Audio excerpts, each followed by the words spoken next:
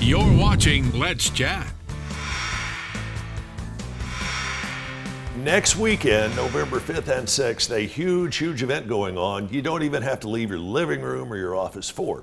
It is the Southern Literature Festival. We talk about this every year.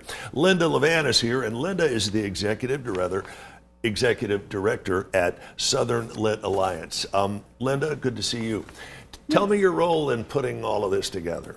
Well, as executive director, it comes with the territory, but we have lined up about 12 different authors, speakers on their own, as well as some panel discussions. Some of these authors you have lined up, pretty heavy hitters in the literature world, including a former U.S. poet laureate, correct? Yes, Natasha Tretheway. She was a poet laureate, but she was also a Pulitzer Prize winner, and she is going to be our keynote speaker. She's going to be talking about a memoir she wrote about her really traumatic life. Her mother was murdered by her stepfather when she was 19. Right. She's African American, and she talks about growing up in Mississippi, but how all of that has shaped her as a writer. It's a really great book. Give me the idea of another writer who's going to be joining you, maybe talking about a happier subject. Yeah, so we have George Singleton, who does short stories, Southern humor, as well as John Shelton Reed, who's written an amazing book about barbecue, its history, and all about its regions. One of my favorite subjects, barbecue. Let's see if this guy turns out to be one of my favorite writers. John Shelton Reed is also joining us this morning. John, good to see you. Good to be here. Thank you for having me. What led you to write a book about barbecue? There have been a bunch of those already put out, so tell me, what led you to write one?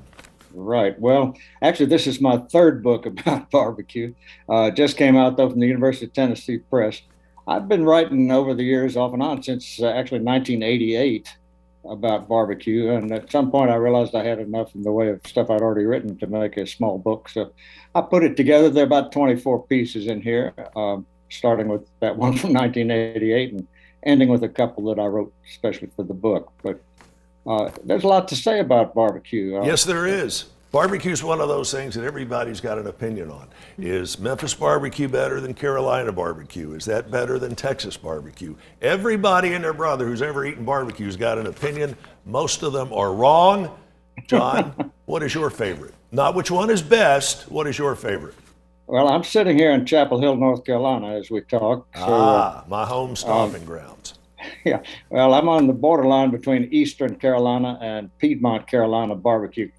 Somebody called the Carolinas the Balkans of barbecue one time because there are 4 different sauces in each different region.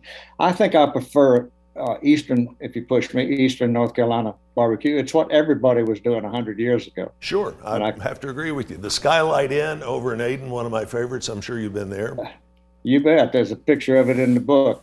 Somebody called them the capital of barbecue, so Pete Jones put a Capitol Dome on top of his building.